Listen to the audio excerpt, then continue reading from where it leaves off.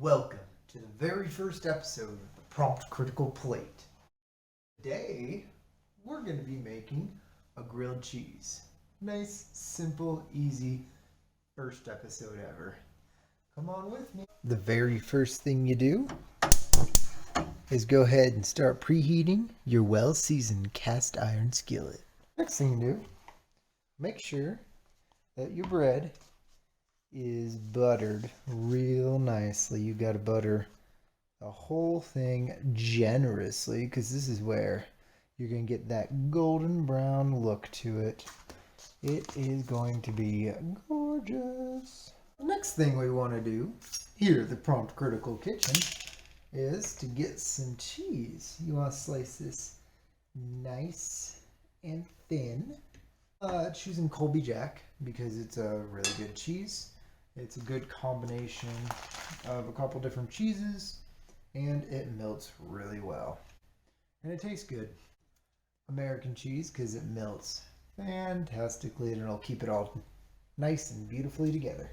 Now that the pan is nice and preheated, we're going to go and start building our grilled cheese. We put the first one straight down like that.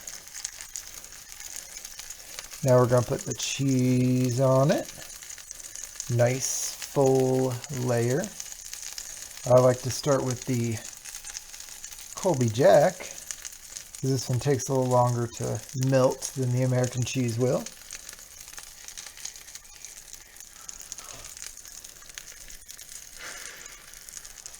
And we also want to put the American cheese on there. That is going to be a wonderful melt. At this point, we go ahead and put that top bun on. And we let it sit there until it gets nice and golden brown.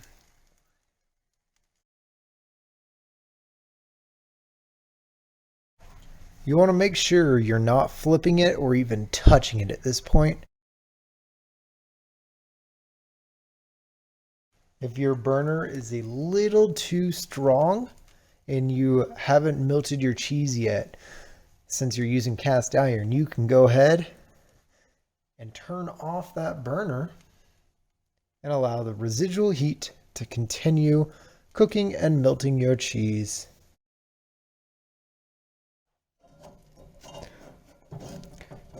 To know when it is time to flip your grilled cheese, you can kind of take a look at the bottom.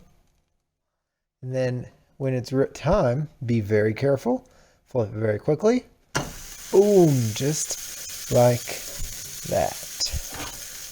Now, a lot of people would say you want to press it here. Don't do that. If you press it, it will make it not fluffy. It's got a nice crisp, not burnt crust right here that is perfect. And now we're waiting for that bottom side to complete.